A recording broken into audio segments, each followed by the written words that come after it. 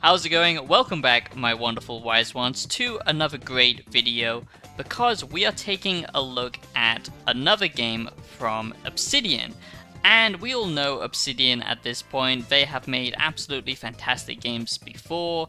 The, all-time favorite, one of my all-time favorites as well, New Vegas. And also they've done some pretty cool stuff like the Outer Worlds, and I'm looking forward to the Outer Worlds 2 coming later this year. Actually, they're releasing quite a lot of games in the last few years, which is quite nice, considering the rest of the industry takes like 10 to 20 years just to release a single game now, because modern gaming. Modern gaming. But some people are a little bit worried that Obsidian as well have kind of fallen off with the release of Avowed and just some of their recent RPGs like the first Outer Worlds not being that deep or complicated, everything kind of being condensed into like a bite-sized package. And I totally understand that, and I do, understand those concerns.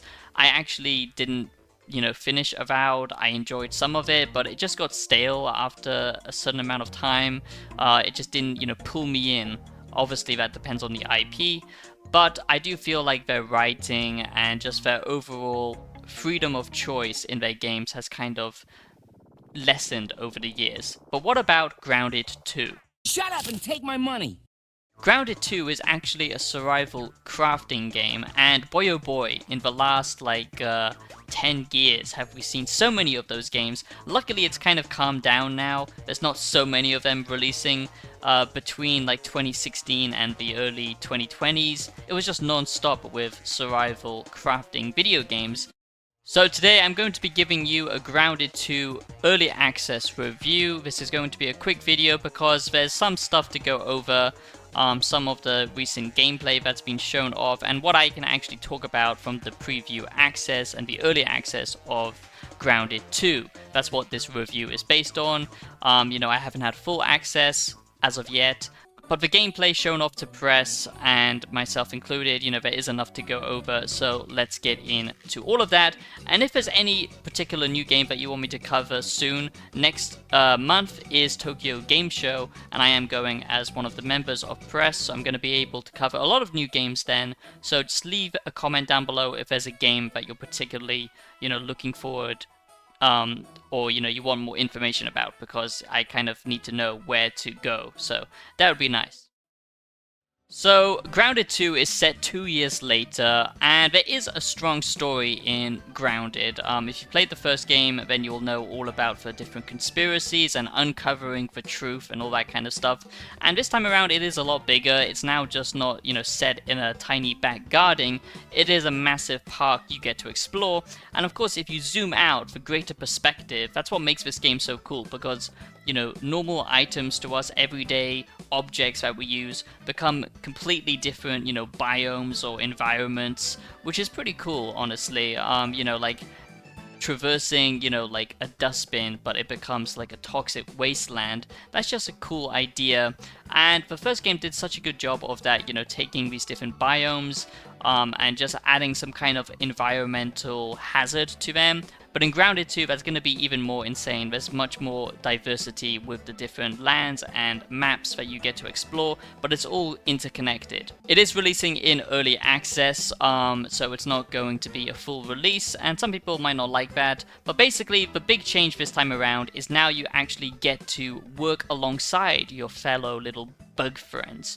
Finally, I'm a beautiful butterfly!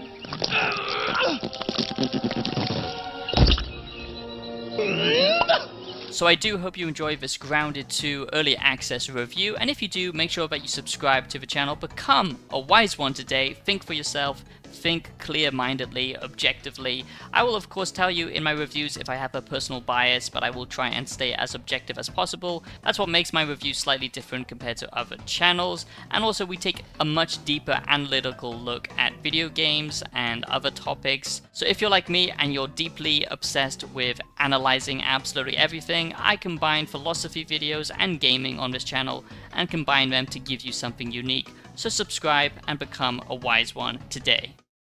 I would appreciate it as well if you gave the video a like, and that you sacrifice your first unborn goat baby to the Lord Cthulhu for me. Just smear it all over the, computer screen, and that will certainly please the YouTube gods, so thanks. So now let's get into the first positives and negatives of Grounded 2. Now, the first one being is, of course, there's our new enemy types, greater variation in how you create your class this time around. Before, it was, pretty cool, and it gave you a lot of player agency, but this time around, you really get to mix and match your different play styles, if you want to focus more on melee, and the melee combat does kind of feel like Avowed in some ways, kind of basic hack and slash, but quite weighty, almost like Skyrim, but there are different classes that you can kind of tinker with, and it's not really set, you can customize it yourself, so I like that.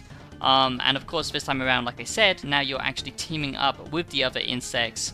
You can use them in battles, you can use them to harvest and collect resources. There are of course mini bosses in this and big bosses.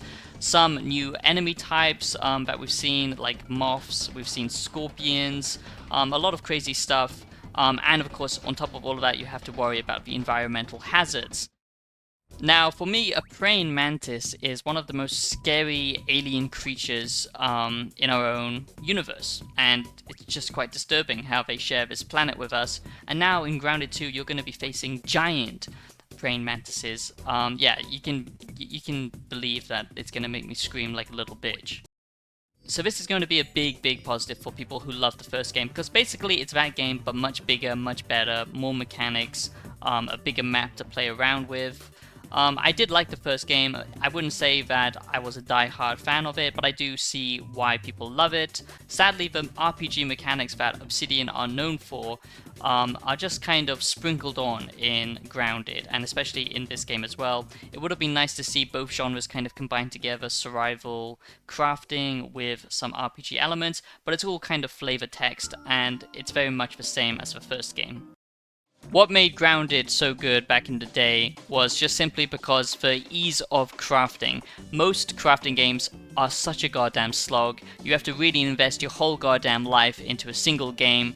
Never will I ever complete Valheim. As much as I love that game, it's just unrealistic at this point, just because it's so big. A lot of survival crafting games are like that. Luckily with Grounded, it's not constant grinding, and like I said, it is easier now because you can harvest with your, mounts and stuff like that. If you're riding a spider or riding an ant, it depends what you can harvest, but I do like that. And of course you can expect new biomes from, cold areas to these massive dungeons to, these hot wastelands to underwater places as well, which I think is really cool. And now they're just much bigger, and they add, more environmental, dangers to them, which I think is just a nice way to break up the gameplay and add something on top of the already, based gameplay that you're doing in Grounded. The building system as well is just so much better than anything Todd Howard could have dreamed of. Mostly you can build on, any kind of terrain.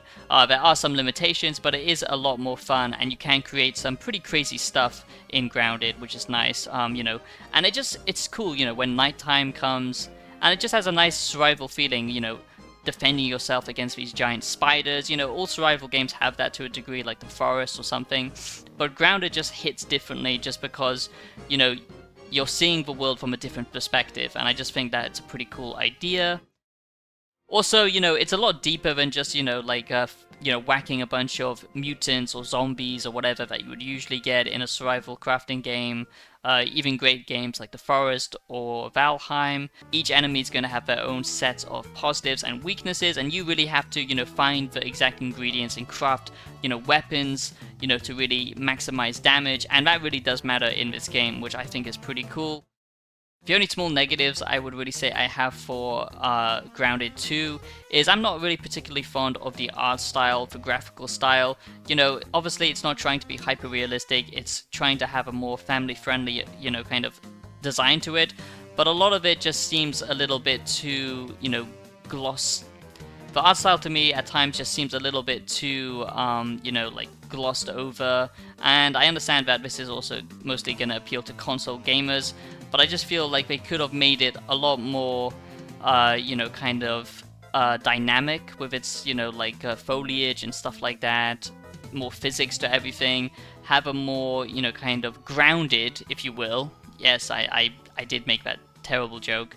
Art style, and I think that would just make it feel a little bit more scary, a little bit more tense compared to what we actually get. Also, the UI design in this game is absolutely terrible. The second game in particular, I would say suffers from a worse UI design compared to the first game, but those are very minor complaints when you're, considering just how much fun this is, especially if you are playing with a group of other players. So that is my quick Grounded 2 early access review. I just thought I would cover it as, it is made by Obsidian, and they are developers that I do, really appreciate and want to support and highlight.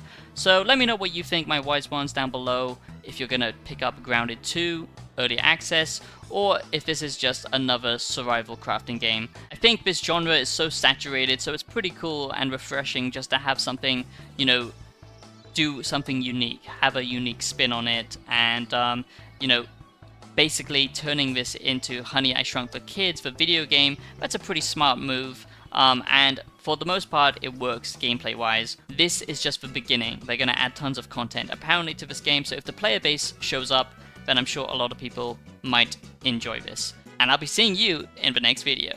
Peace out.